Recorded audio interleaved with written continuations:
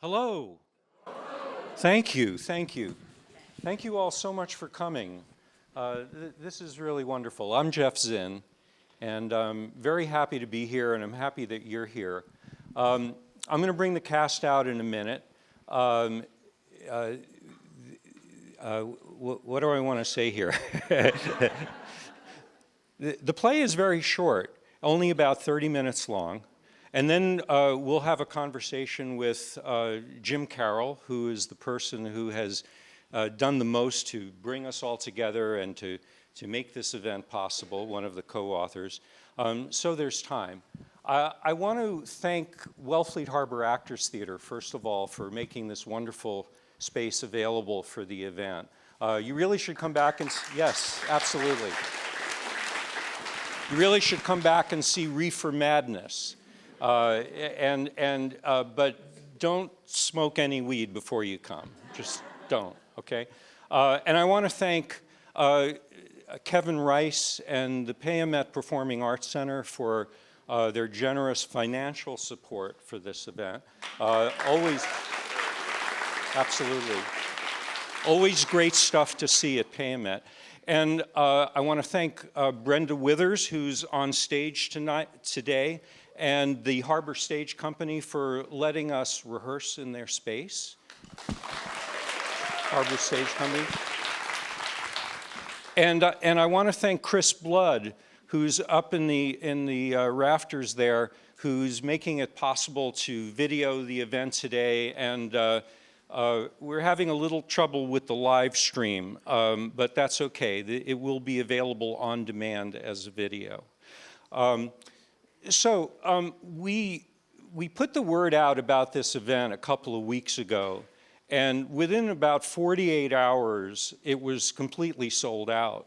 So congratulations for your fast action. You clicked that link, you booked that free ticket. You are exactly who we need to win this election. Fast clickers, okay? Yes, indeed. And so the response has been overwhelming, and you probably know this, but all over the country right now, or a little later in the day perhaps, thousands of people are gathering in over 90 venues in 20 states to watch this play being read, which is incredible. And we have to ask why. I mean, with all due respect to the authors of the play and the wonderful actors who have donated their time to put on the show for you today, this is not the theatrical event of the century, okay? We were not able to get Julie Harris and Richard Burton to come back from the grave to read a brand new play by Samuel Beckett. Okay, that would sell. No, we're here for a different reason. We're here to ask some really crucial questions like, where the hell are we? What's going on in this country? How is it possible that millions of our fellow citizens are buying what this guy is saying? Okay, and so it's really wonderful that so many people are coming out and to collectively answer those questions. Up until about 3 weeks ago, I thought I knew where we were. I mean, we had work to do, but we know how to do that. We know how to get out the vote, and we know how to do that, to fight that battle, if you will. And then there was a debate. And all of a sudden it felt like the earth opened up beneath us. And then not too many days ago, there was an assassination attempt. And suddenly Trump is a martyr. And suddenly they are saying, oh no, you can't call him a fascist dictator. That's inciting violence, right? As if, you know, we're the ones who have been inciting violence all along. You can't say those things, but we are here.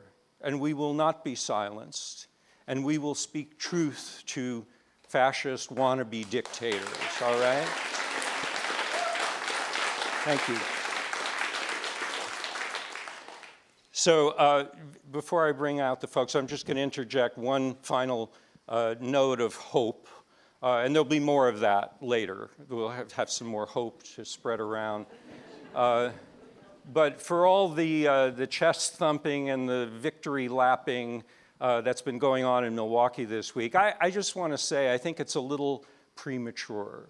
We have plenty of time, and I think they might have peaked too early, okay?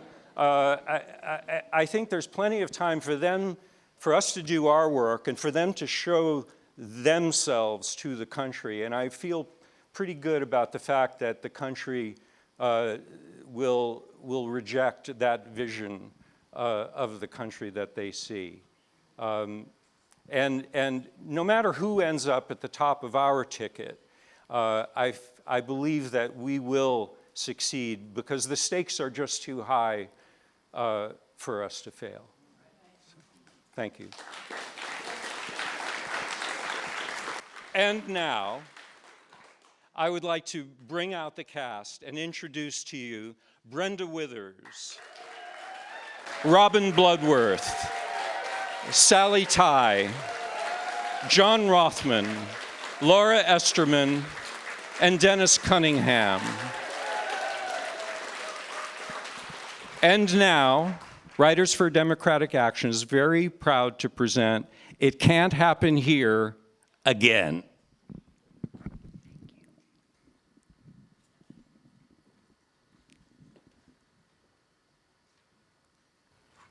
It can't happen here. A statement. A declarative statement. An ironic statement. It can't happen here. A provocation. A warning. The ultimate denial of reality. It can't happen here. The title of a novel and play by Sinclair Lewis. Which perfectly expresses the complicity And complacency. Of America in 1936. and now. In 1936, the tide of authoritarian dictatorship was flowing. In 2024, the tide of authoritarian dictatorship is flowing. In 1936, Adolf Hitler's stormtroopers reoccupied the Rhineland, a signal of a forbidden German rearmament that went unopposed. In 2024, Vladimir Putin began the third year of his full-scale invasion of Ukraine.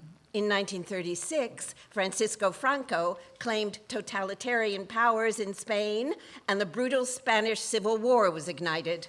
In 2024, the war between Israel and Hamas splintered the American left, threatening its ability to defend democracy. In 1936, the Great Purge was underway in the Soviet Union, marked by the murders of 700,000 people, a tsunami of blood that secured the tyranny of Joseph Stalin. In 2024, Xi Jinping crushed feminist movements in China, silencing women who have accused powerful men of sexual assault. In North Korea, Kim Jong-un spurred women to seek refuge abroad at roughly 3 times the rate of men. And in Afghanistan, the Taliban's victory has erased 20 years of progress on women's access to education and representation in public office and the workforce. And in the United States of America, On October 27th, 1936, in the United States of America, 1 week before the presidential election, An election which would determine not only the state of the New Deal, but of democracy itself. 21 coast-to-coast productions of a new play premiered simultaneously on 21 stages in 17 American cities. The play was called It can't happen here. Based on the novel by Sinclair Lewis, America's first and at that time only Nobel laureate in literature. that play, like our performance tonight, asked what happens when dictatorship threatens democracy. and, less obviously, What happens when complacency begets complicity? In 1936, Hallie Flanagan was invited to do something big. I was asked by Harry Hopkins, my former classmate at Grinnell, to lead the newly created Federal Theater Project. Harry, wouldn't you know, was head of the Works Progress Administration. Director of America's first and only National Theater? Hey, not bad for a girl from Redfield, South Dakota. She immediately commissioned Sinclair Lewis to write a stage adaptation of his novel. It can't happen here because it is a play about American life today. The play says that when dictatorship comes to threaten democracy, it comes in an apparently harmless guise with parades and promises. But when such dictatorship arrives, the promises are not kept, and the parade grounds become encampments. We as American citizens should like to do what we can to keep alive the free, inquiring, critical spirit, which is the center and core of a democracy. The play opened on the very same night in Birmingham and in Denver. Omaha and Los Angeles. A New York production in Yiddish, A Spanish production in Tampa. A black production in Seattle. featuring white actors as the villains. In an article about the 21 simultaneous productions, the New York Times wrote, "Thousands of Americans who do not know what a fascist dictatorship would mean now have an opportunity to find out." And today, on July 19th, 2024, One day after the third consecutive nomination of Donald J. Trump to be the Republican candidate for President of the United States, Writers for Democratic Action invites us to gather for a reading. And a call to action, The play you are now watching. like the one staged across the country on October 27th, 1936. is being publicly performed across America in bookstores and public squares. Theaters and coffee houses Churches and bars in multiple cities, towns, and villages. in multiple states. We are gathered together to ask, What's happening here? what has happened here? Can it happen here? And What can we do about it? Welcome all. We so appreciate your presence here. Thank you for coming. Together we can make a difference. together we can make our voices heard. Welcome all.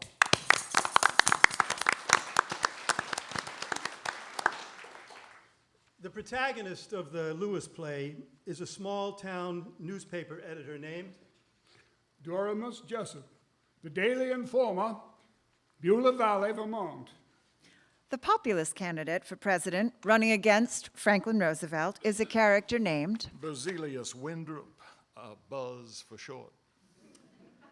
On the campaign trail, Buzz Winthrop makes a speech. I am just a common man, a plain man, darn near as plain and common as Abe Lincoln. Or that old Virginia hick farmer George Washington who chased the redcoats from the land, by golly, with a pitchfork. Folks were wrong when they thought this trip was to educate the people about Buzz. No, it's me that got educated. What grand people I've been meeting.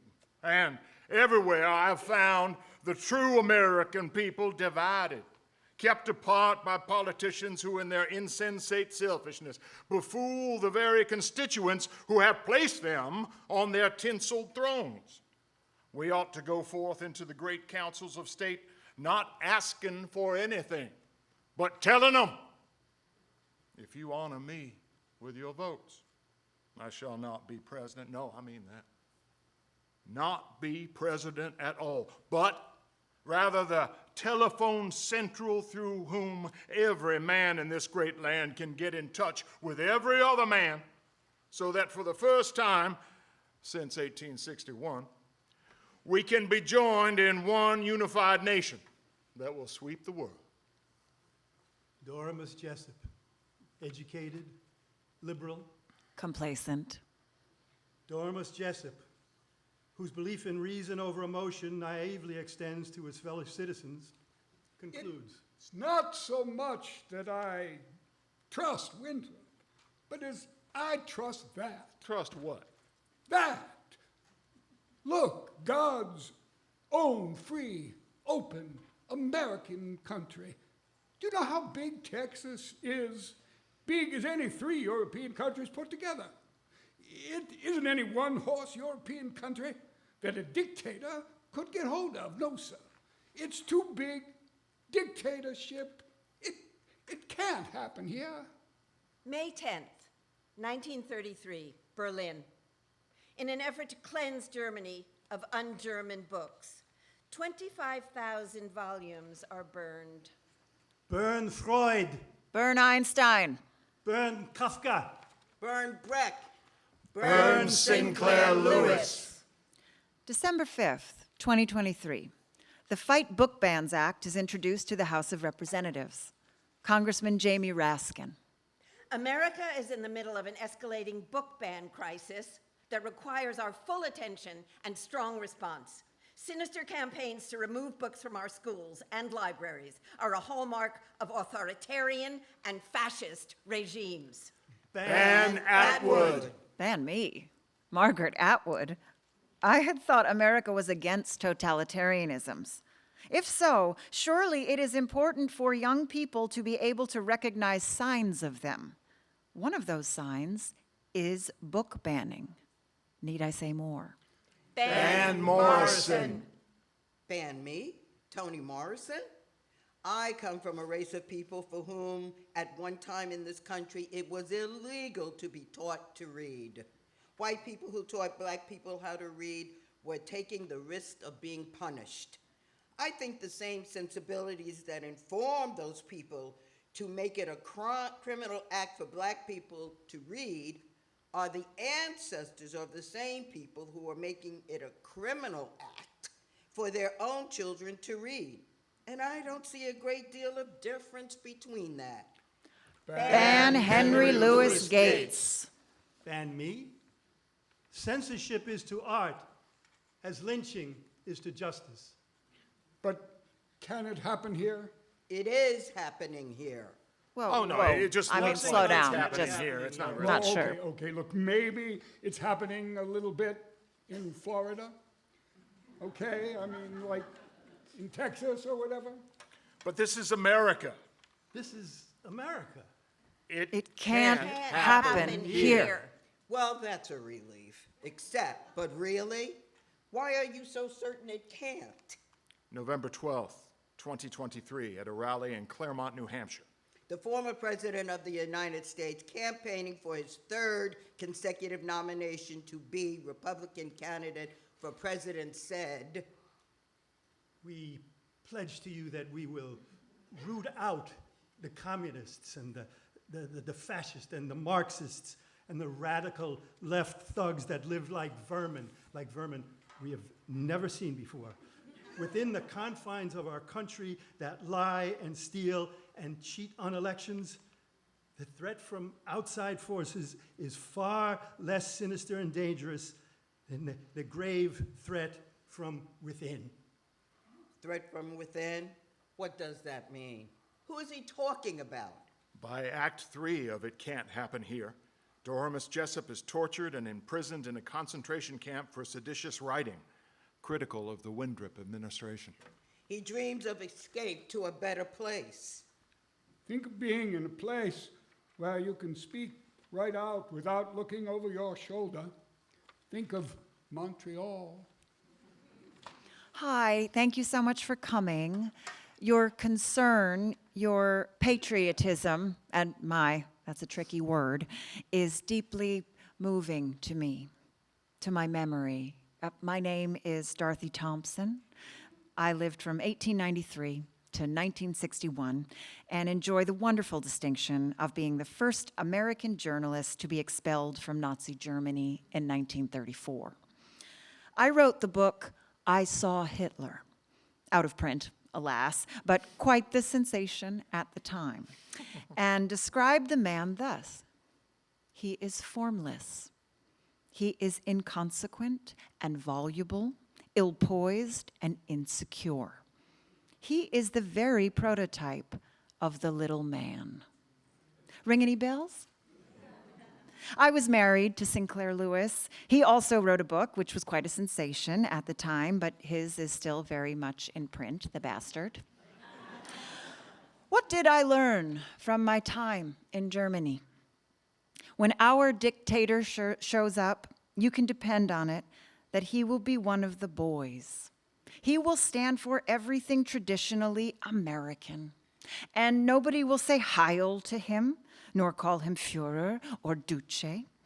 They will greet him with one great big, universal, democratic, sheep-like bleat of, "Okay, chief. Fix it like you wanna, chief. Okay." My greatest concern in 1936, yes, but for all of you in 2024, perhaps even more so, is this. You have moved so far away from an informed public to a persuaded public. When liberty is taken away by force, it can be restored by force. When it is relinquished by default, it can never be recovered. Dorothy Thompson, as I live and breathe, and I don't, not since 1967. May I rest in peace. I'm the other Dorothy, the funny one. I'm Dorothy Parker. And I hear you. When editors asked me what I was doing to combat fascism, I could only answer, not enough. My last editor asked, "God damn it, why can't you be funny again?" In 1936, Dorothy Parker founded the Hollywood Anti-Nazi League. When she died in 1967, she bequeathed her estate to Martin Luther King Jr. Like so many writers who were anti-fascist activists in the 1930s, I was blacklisted in the 1950s by the distinguished Republican from Wisconsin, Senator Joe McCarthy. I have here in my hand a list of 205 people that were known to the Secretary of State as members of the Communist Party. One of the many times when it did happen here, God damn it, why can't I make that sound funny? Before the internet, And podcasts. And blogs. long before 8-track tapes, And television. And color movies. there was only radio. And in 1936, if you wanted to win the presidency, you absolutely had to have the support of Father Charles Coughlin. The radio priest. Demagogue and master of the medium. Reaching a quarter of all Americans every week. In the play, Lewis calls him Pastor Paul Peter Prang. Today, we might call him Fox. Spoiler alert, FDR did not have the support of either Father Charles Coughlin. Of course he did not have my support. Democracy in America is doomed. This is our last election. It is a fascism or communism. We are at the crossroads. I take the road to fascism. Father? What? And when we get through with the Jews of America, they'll think the treatment they received in Germany was nothing. Nor did FDR have the support of Pastor Paul Peter Prang, the fictional father in Lewis's play, whose imitation of Coughlin wasn't terribly exaggerated. I am Pastor Paul Peter Prang. And while I have no quarrel with individual Jews, those subversive international organizations which unfortunately are so largely Jewish must be driven with whips and scorpions off the face of the earth. Today, we have Tucker Carlson. Kamala Harris is a member of the new master race. She must be shown maximum respect at all times, no matter what she says or does. And Alex Jones. Unfortunately, folks, we gotta help the innocents and face the demons that have taken over. We gotta face it. Most of your top government people are child rapists, murdering scum. I've told you everything else. You've seen it come true. It's a pedophile army. And a former President of the United States. ordered by a Manhattan jury to pay $83 million for defaming a woman he raped in a department store. What was the reaction of the former President of the United States. As he left the courtroom, This is not America. Actually, it is. This is not America. It is, actually. Yep, sure is. Nobody above the law.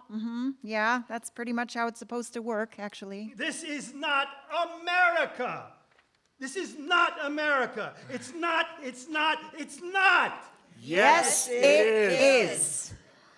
Fearing for his precocious hold on power in Sinclair Lewis's play, President Buzz Winthrop raised an armed militia. An armed militia which is independent of established government agencies. An armed militia which is directly accountable to President Winthrop. an armed militia which imprisons, Assaults. And murders American citizens who disagree in any way An with armed President militia Winthrop. with the sole function of intimidating dissent. In Sinclair Lewis's fiction, they are called The Minutemen. In America in 2024, they are called Army of God, Aryan Nation. Boogaloo Boys. Oath Keepers. White League. Proud Boys, patriot movement, Imperial Clans of America. QAnon. All awaiting instructions from their commander-in-chief. I am your voice. I am your warrior. I am your justice. For those of you who have been wronged and betrayed, Instructions which may be issued on January 6th. I am your retribution. Or on any other day. Stand back and stand by. Sinclair Lewis ended his play, It Can't Happen Here, with the admonishment, remember everything. Remember America. But what America exactly are we to remember? In the America I remember, I can check out any book from the library and read all the possibilities. I imagine freely. No books are banned or burning in the America I remember. In the America I remember, I can seek help when my body and future are in danger. I have choice. I remember never having a lockdown drill, never having heard the word school shooting. I can go to school unafraid in the America I remember. The America I remember opens its golden doors and cries, "Give me your tired, your poor, your huddled masses yearning to breathe free." I remember all of our votes being counted, fair and free elections being fair and free. America, I remember. remember with us. Remember everything. Remember America. But how? How are we going to do that? Mr. and Mrs. America, from border to border and coast to coast and all ships at sea, this is Walter Winchell. Let's go to press. Remember that Sinclair Lewis's play was seen across the nation 1 week before the 1936 presidential election. The election results are in. President Roosevelt has carried every state in the nation except 2. Remember, America. As Maine goes, so goes Vermont.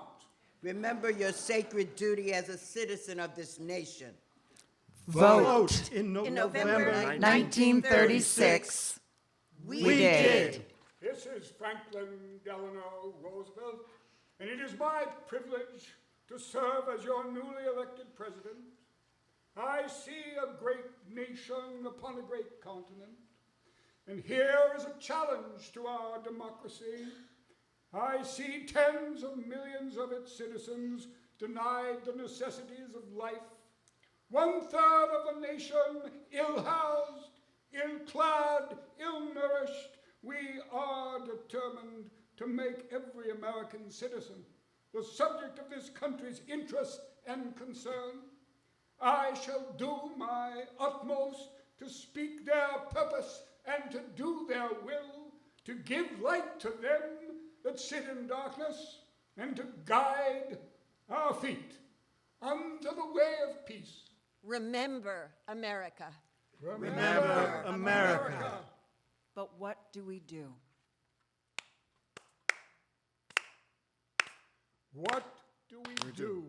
Pay attention. What do we do? Get involved. What do we do? Ask a question. What do we do? Read. What do we do? Listen closely. What do we do? Give respect. What do we do? What do we do? Think. What do we do? Say their names. What do we do? Believe women. What do we do? Stay awake. What do we do? Act. What do we do? Open your mind. What do we do? What do we do? Show up. What do we do? Vote. What do we do? Vote. What do we do? Vote. What do we do? Vote. What do we do? Vote. We are the writers for democratic action, and we approve this gathering. Thank you for coming. It must not happen here. Get out the vote. Thank you.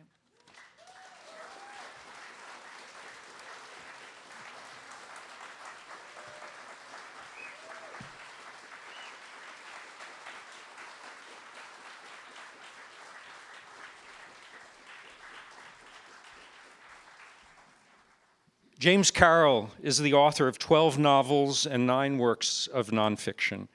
For 23 years, he published a weekly op-ed column in the Boston Globe, which some of you may remember. He won the National Book Award for his memoir, An American Requiem, and the Penn Galbraith Award for House of War, A History of the Pentagon. He's a founding member of Writers for Democratic Action, which began in 2020 as Writers Against Trump.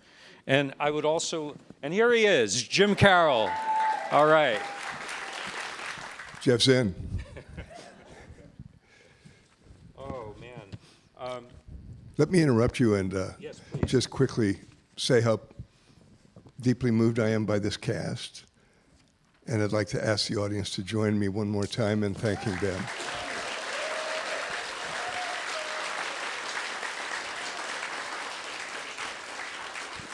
I want to repeat Jeff's shout out to Kevin Rice, who was actually the first person in Wellfleet to whom I proposed this idea, and it was his positive, energetic response that set the wheels in motion and quickly led us to Jeff Zinn, who's the heart and soul, the actual pulse of the heart of theater in this part of Massachusetts, the world. The place we're sitting in is a permanent tribute to Jeff Zinn, in fact. And I want to join Jeff in thanking the people at What, this treasure of life, all that's humane and just, this great theater and its partner theater at the Harbor Stage. What lucky people we are. So, having interrupted you, Jeff, with my thank yous, I'll give it back to you. Thank you for giving me a chance to sort of regroup. So it is happening here. As of last night, we have a nominee, and so if it's up to the Democrats to stop this train, you know, how do you envision the way forward? What do we do, Jim? Lead us. Well, let me just tell everybody a brief story about what we're doing here today. A week ago, tomorrow, we were all shocked by the attempted assassination of Donald Trump. And a week ago tomorrow, there were about 70 committed productions of this reading across the country. And those of us who were handling communication with the various organizers began to get inquiries in our email. I had a phone call from far out of state, people asking, shaken, we're going to keep doing this? There was an instant, Jeff referred to this, there was a kind of instant narrative began to be spread that it's the negative criticisms, especially directed at Donald Trump and his movement, that have nurtured the soil of this horrible act of violence. And the phrase began to be used, lower the temperature.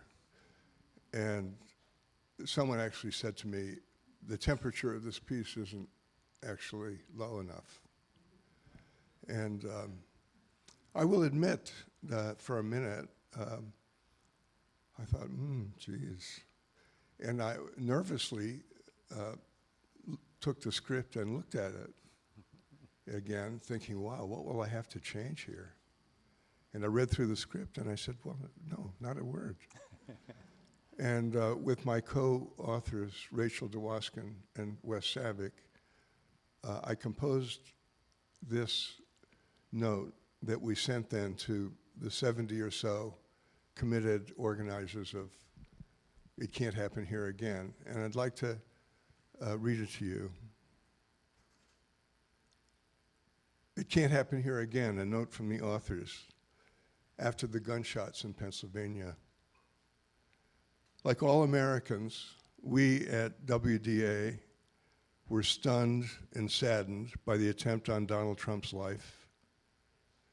In its traumatic aftermath, some of our ICHHA partners may decide to postpone their readings, and we fully understand that.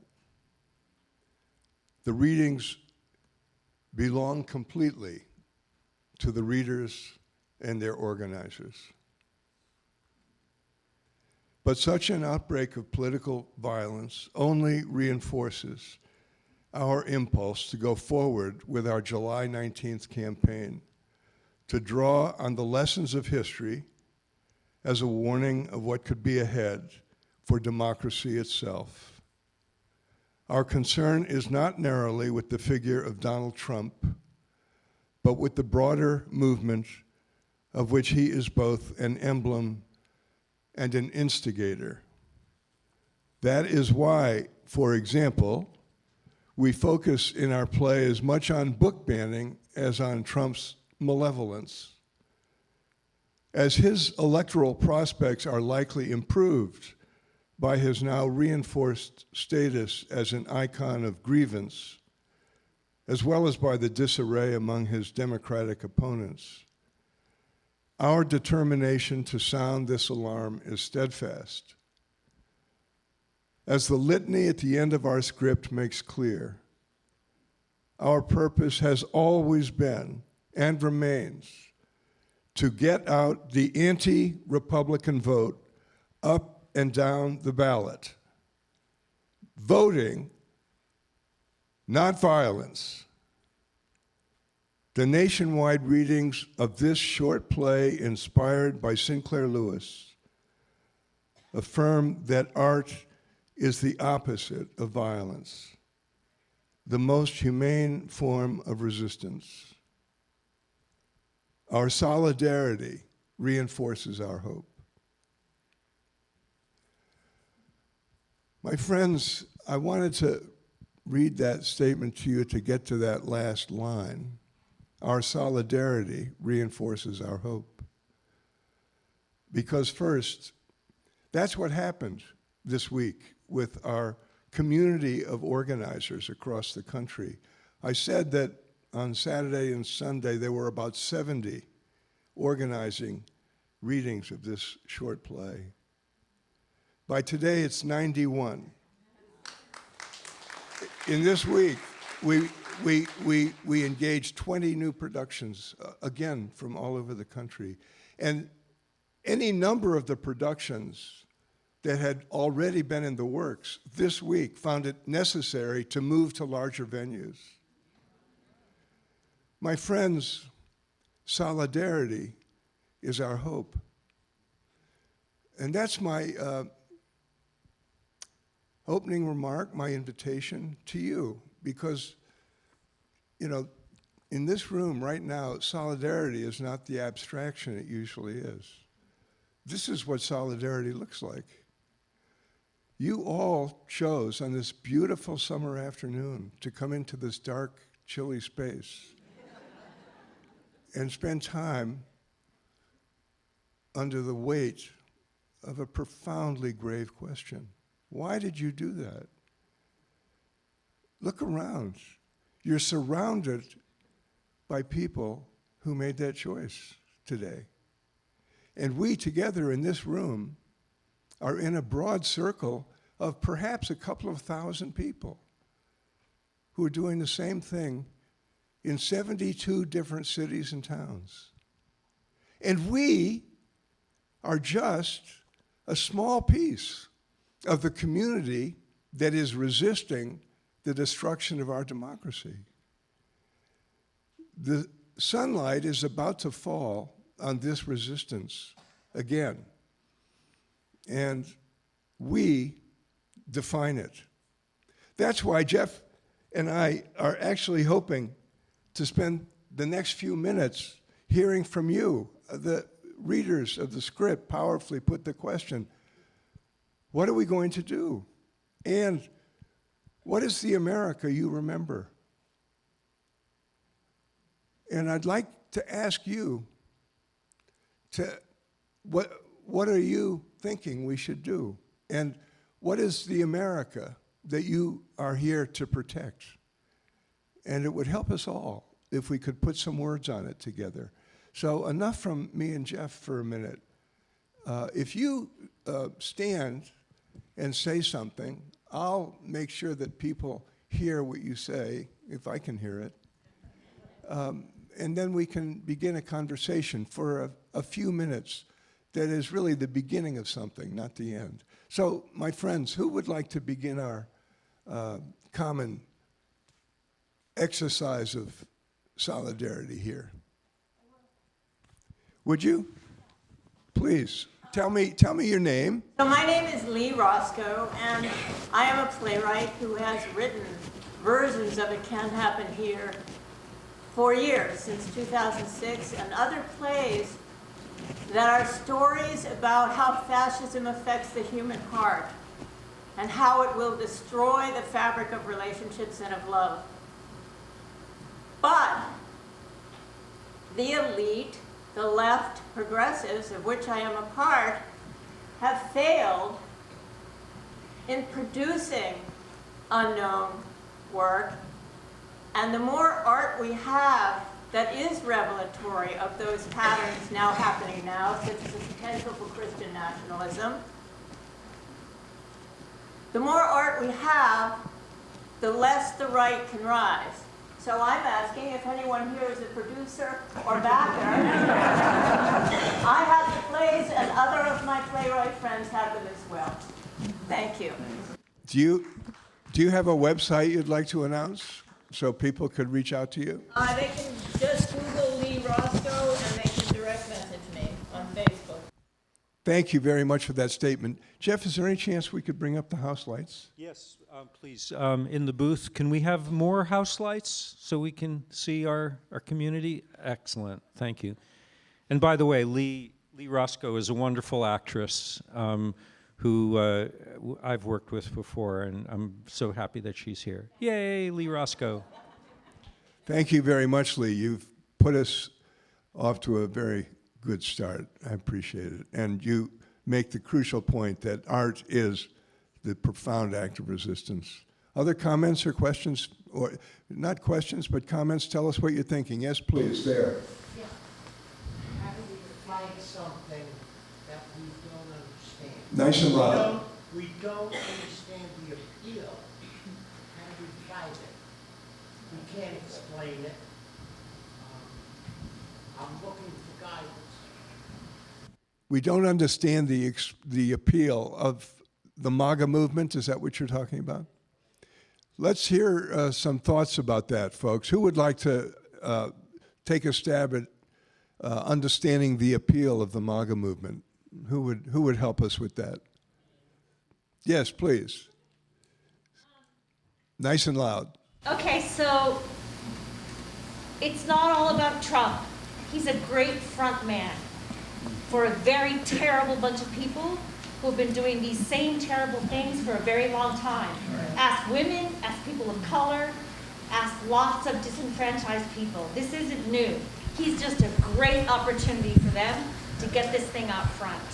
So the appeal, I think, though, but speaking to the appeal from my corner of experience, is he presents as angry, as disenfranchised himself. He encourages anger, resentment, poor me. And a lot of people are latching on to that. We may not understand that appeal, but a lot of people that you would talk to in this country would speak right up to that and talk about their resentment and their anger. I don't relate to it either, but I think that's a lot of the appeal. And I think that gathering like this is really important, and not being afraid to be clear with people that we meet that are either saying, I'm not going to vote, I don't like either of them. No, you're voting for democracy or fascism. Forget the individuals. And if somebody thinks, well, Trump isn't that bad, you got to get right in their face and point it out. It's a lot of acting out. It's a lot of problems with people in this country who are angry, and now it's become a crazy cult. But be clear that it's a lot of people behind him that want all this damage done. It's not just him. That's a well-said response. The gentleman who put the question on the table, did that address the question you asked? Nice and loud, nice and... Addresses Yeah, it. almost. And how do you argue with somebody who says Donald Trump won the election? I mean, you could say from today to tomorrow, it's been brought to every court. It's been brought to the Supreme Court. It's been thrown out countless times. How do we have that discussion? I mean, that's almost a starting point. It's irrational. How do you argue with the irrational? So when we get to this point where the lie has its own existence, its own justification, and it's not debatable, that's in a nutshell something of where we've come. What about over here? Is there somebody who would like to jump in on this conversation? Yes, please. I'm not sure, I don't know how to talk to people from Ghana. Nice and loud, nice and loud. Talking to people who are upset about Gaza and decided they're not going to vote for either of them. That's more upsetting. And those are the people I want to talk to. I think, if I hear you correctly, you're saying you don't want to argue with the MAGA people. You want to talk to the folks who are so upset about Gaza and Palestine that they are like going to sit out the election. And that chunk of folks, especially young people, is a crucial part of our base and folks that should, and so how do we speak to those folks?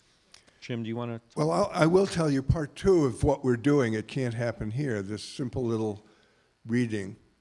As you may have noted if you'd looked at the program, and I want to return to the program in a few minutes, but in the program it indicates that on October 27th, we're doing another version of this event. That's the anniversary of the Sinclair Lewis event in '36, but the reason we're doing it again is because this is the summer, and the cohorts of young people who are in school are not in school. Beginning at the end of August, especially after Labor Day, September and October is going to be a time when young people are back with energy in the life of the American experience. And Gaza will no doubt be part of what brings them back with energy into American experience. But so will, it can't happen here.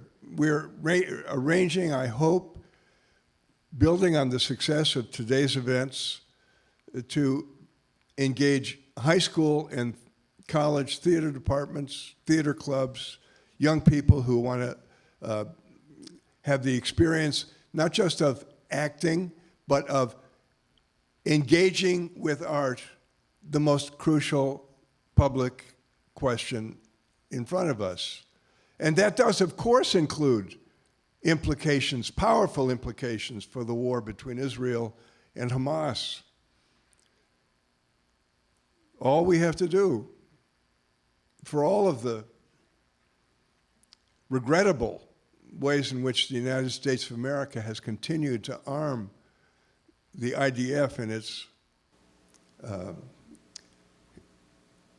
the words fail me, the ongoing miseries of the Palestinian people, and the ongoing miseries of the people of Israel, who are directly, both of them, Israelis and Palestinians, in this corner, the walls of which they, in fact, didn't create.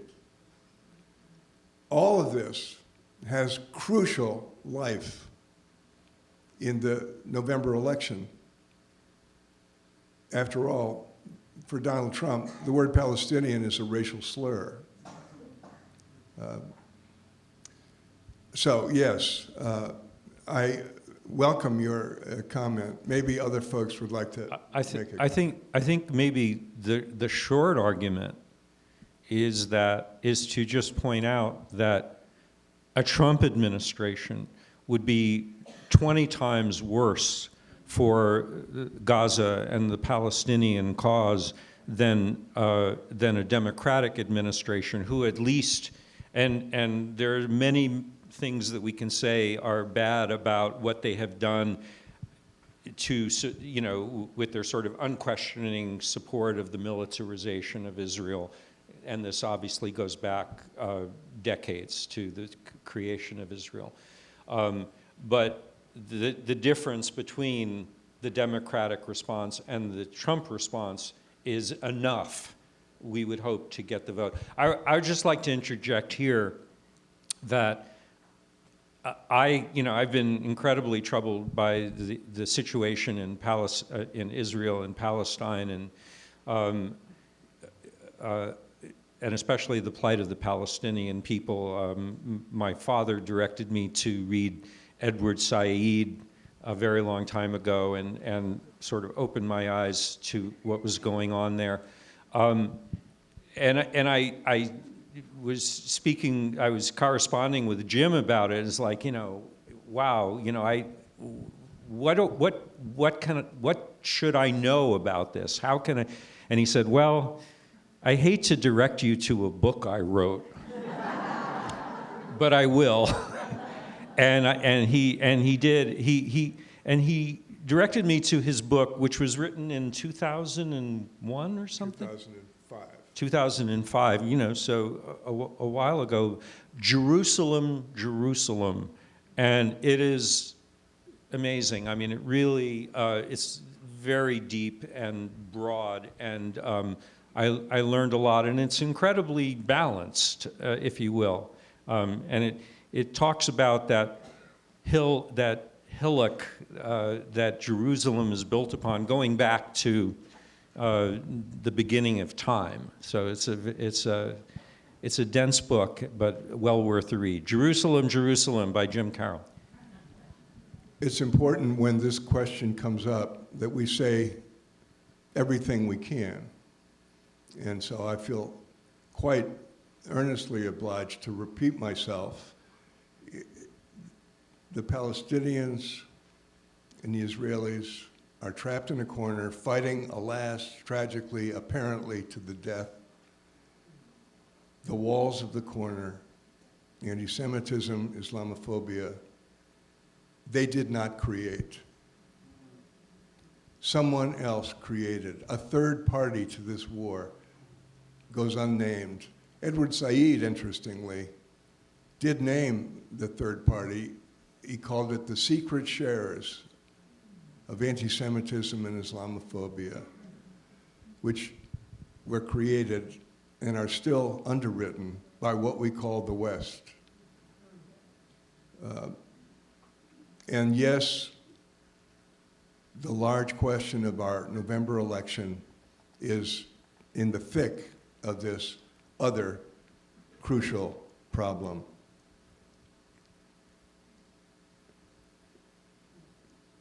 In the script you just heard, there's a passing reference to Israel-Gaza, flagging it as an issue dividing the left that can undercut the defense of our democracy. And those of us on the left must resist that division for the sake of Palestinians and Israelis, the dead and the wounded in Gaza, as well as the Israeli hostages, and the people of Israel itself, who in some way also are hostage. All of that, the November election, centrally crucially involved in it. Comments, questions, however you'd like to do this. Somebody from way up in the back there has a hand so that we can have some voices from afar. Yes? John? Sorry. Am I the one in the back? Okay. I'm going to change the subject for a moment if I can. A little louder, please. I'm going to change the subject for a moment, although it's related. And it's related, like, we cannot leave this room, it seems to me, without talking about American journalism. I was a journalist, and in some ways I feel some shame and anger at the journalistic establishment, which I think, let's posit this. We don't have fascism yet, right? It's not in place. And yet, I would suggest that at large, a lot of establishment journalistic enterprises are behaving as though they are already censored somehow, compromised somehow. How can responsible reporters and editors write about Donald Trump giving talks and speeches and making policies and saying wild and appalling things, and report them without also reporting accurately that he is a pathological liar, and that whatever he is saying in that moment, whether it's a platform or a platitude or something much worse, and not report that everything he says is essentially suspect. I mean, even just statistically, it's likely that he's not telling you the truth. And so what this is just one of many ways that I think the press at large is normalizing his behavior. Yeah, we get pieces about who he is and what he's done, but I think in the run of reporting, it's very important to remind readers what we're dealing with. It's not just another party, another sort of established candidate running for president. And a lot of the time, that's the impression you're left with. And that's just a little taste of what I think is seriously wrong. Thank you, John Koch, a distinguished Boston Globe journalist whose work you've been benefiting from for many years. It boils down to the astonishing way in which Donald Trump has been normalized in American life, and the press has been a central part of that. But not only the press. It's an astonishing phenomenon that this outlaw figure, a man who embodies every vice we can think of, I can think of, personal and political both, has become a normal candidate for President of the United States. It's astonishing. It's only a small signal of what we're here to defend against. Other comments or questions on this? Yes, please. Yes. Please, go right ahead. Okay, I want to thank you all for buying my car. It was fabulous, absolutely fabulous. And I was moved to tears. I don't know if you can all hear me. Can you hear me? A little louder, please. Yeah. Try to be louder. I especially love the end with what can you do. Every single thing that you said was important for us all to do. The most important thing that you said, of course, was vote. But there was one thing that was missing, and that is donate. And I want to give an unembarrassed pitch for an organization that I work with called Force Multiplier, which does deep research to identify candidates for the House and the Senate, identifying the ones that can use a relatively small amount of money to put it over the top, not the ones that are shoe-ins or long shots, but that really can use medium amounts of money to win. And also, voter empowerment organizations that are working in the grassroots, especially in key states, to educate voters and get out the vote. regardless of who's at the top of the ticket. We have to get to Congress in Democratic hands, 100%. And the best way to do that is to support the candidates who are running. And if you have more information, go to forcemultiplierus.org or talk to me afterwards. Thank you. What is your name, please? My name is Carol Axelrod. Carol, thank you so much. And your comment makes me draw your attention to the program, please. On the back sheet of the program, force multiplier should be on this list, Carol, and I apologize that it's not. But on the back side of your program, folks, the page is entitled Actions You Can Take. And there is a full list of grassroots organizations and national organizations with websites that you can consult. There are things for all of us to do. Please take the program with you and look at that full list of wonderful pro-democratic actions that you can take. And the next time I have this list, force multiplier is going to be at the top of it. We'll add it to the website, right? The list will be on the website. The item on this list that is I'm most excited about is the very last item, because it's the one that directs you to the virtual call center. I mean, obviously we're in Massachusetts, and this is a reliably blue state. But you can, and you probably know this, but there are tools you can use to make a phone call to Tennessee and Illinois and Ohio and speak to voters and do get out the vote efforts that way. New Hampshire. Other comments or questions about anything that's been said, or responses, or something that hasn't been said, please? Up in the middle. Up in the middle there, please. Jennifer Smith.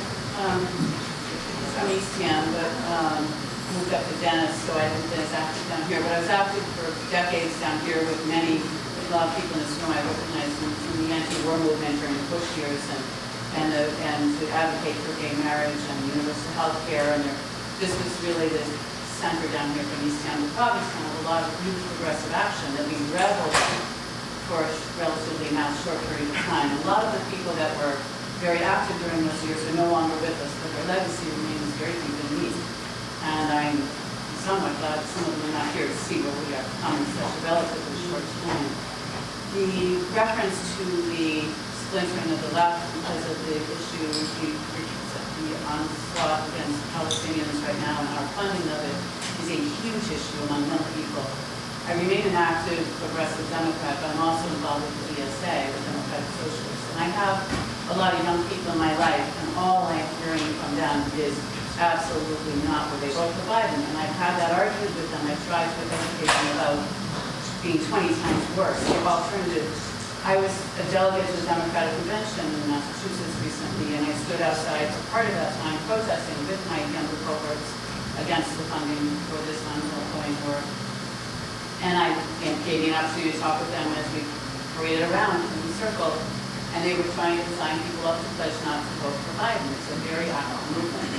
I tried very hard to explain if we don't keep a Democrat in government, Democrats in government, we won't be able to have the ability to stand out here next time.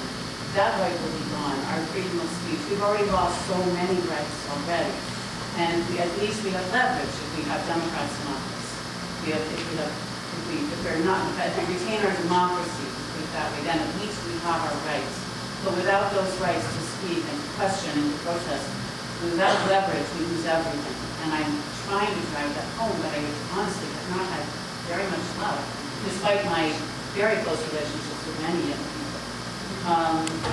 What is the pushback argument on? I mean, what do you... Continue to fund Israel, not vote for Biden, period. They will not pledge on that, many people. And there have been a lot of movements. And I will admit, I did not vote for anyone in the primary in the presidential slot as my protest vote, but I use the primary elections to vote my card, and I will always vote for the best candidate. And I voted for Hillary Clinton in the general election.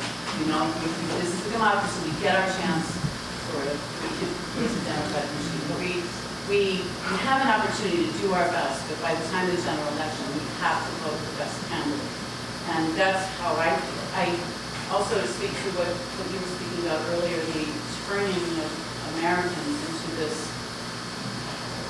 sideshow, circus horror that you witness when you watch these rallies. I was a firefighter for 33 years. I watched the on Fox News, wibbling in the firehouse. I had a bumper sticker on my car many years ago, turn off Fox News, it's bad for America. I was the only one with bumper stickers in the firehouse parking lot, but I was a captain, so I would say, not on my shift, turn that shit off. We're not watching, we're not keeping that news on. But I was only one of 3 captains, and I know that it's been on every firehouse, every police station, every bar. It's in a hate radio.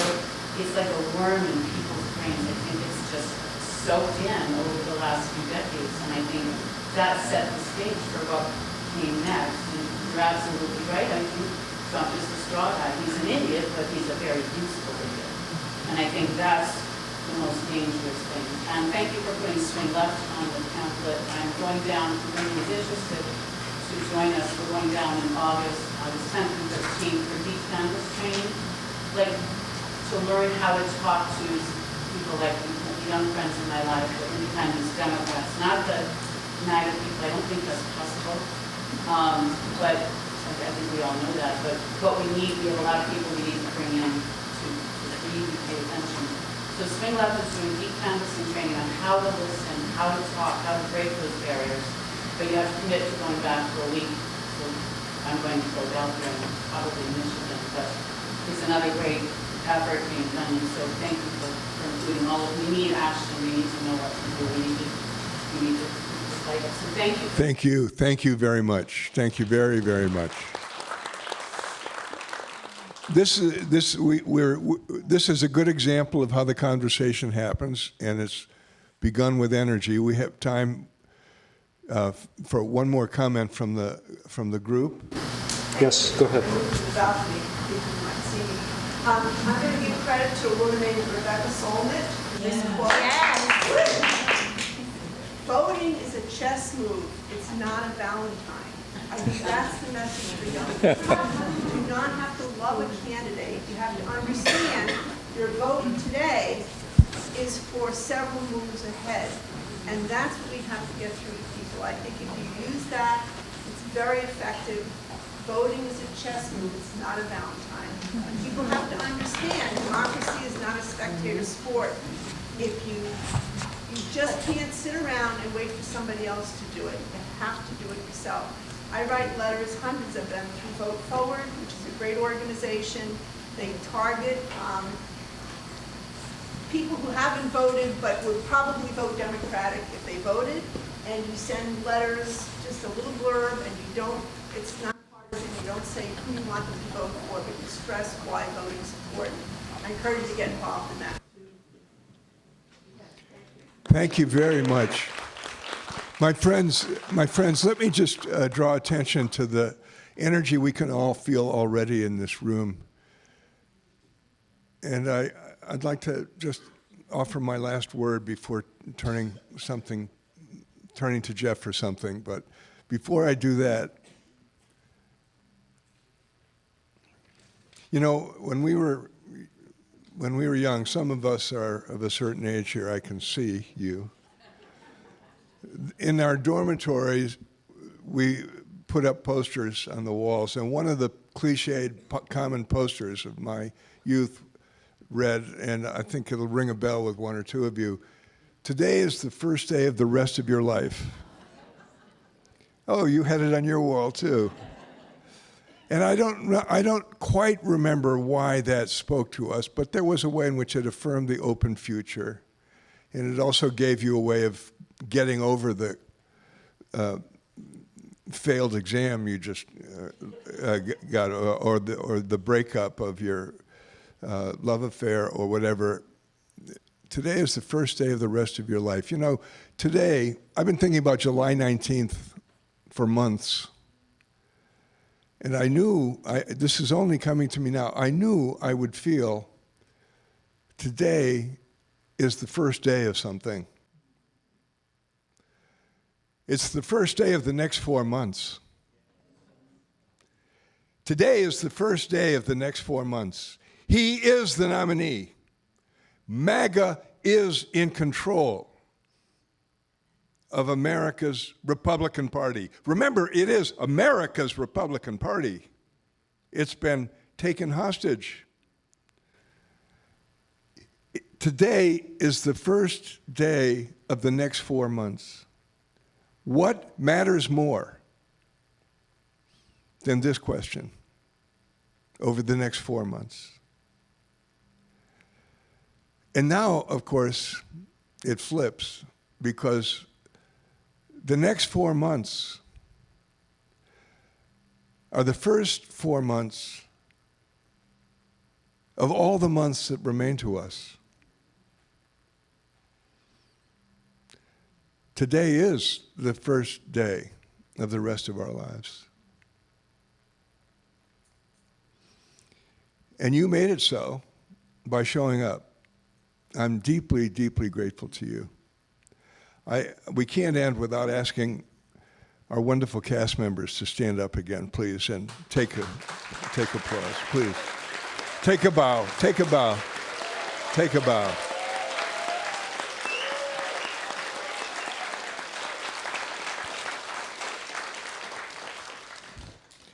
And my friends, now for a closing word. Closing words ideally have weight, and the closing word you're about to hear has weight. And that's because it comes from a beloved, deeply beloved, and entirely unforgotten member of this very community, ours. Our closing word comes from the late, beloved Howard Zinn.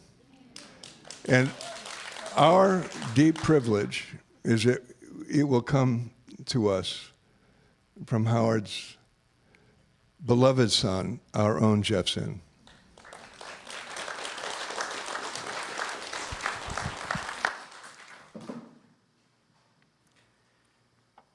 The struggle for justice should never be abandoned because of the apparent overwhelming power of those who have the guns and the money and who seem invincible in their determination to hold on to it.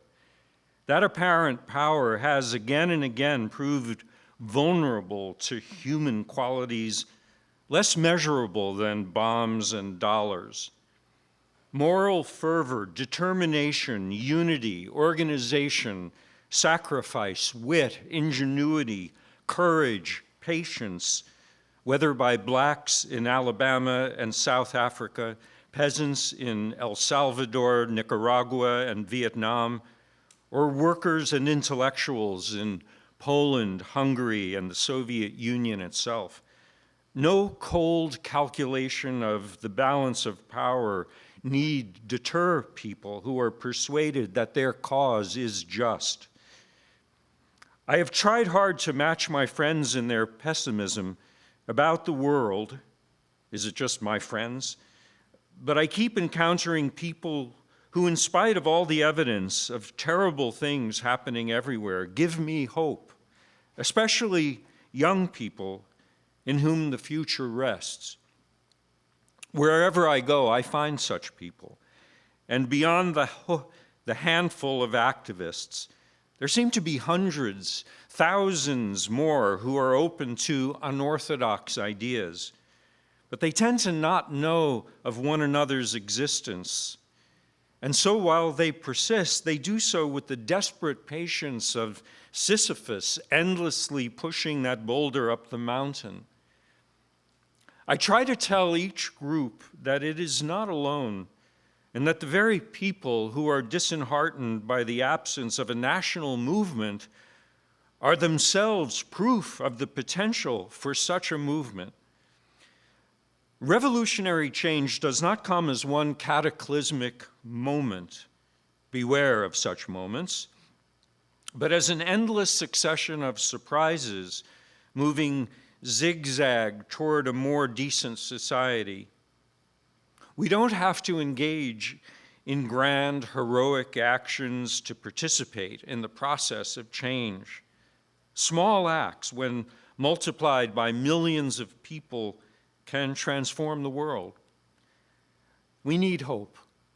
To be hopeful in bad times is not just foolishly romantic. It is based on the fact that human history is a history not only of cruelty, but also of compassion, sacrifice, courage, kindness. If we remember those times and places, and there are so many, where people have behaved magnificently, this gives us the energy to act, and at least the possibility of sending this spinning top of a world in a different direction. And if we do act in however small a way, we don't have to wait for some grand utopian future. The future is an infinite succession of presents, and to live now as we think human beings should live, in defiance of all that is bad around us, is itself a marvelous victory. Thank you.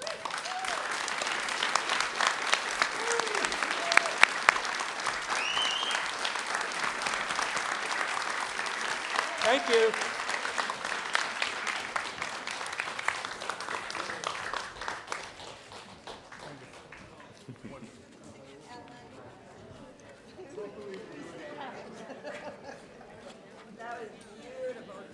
Thank you.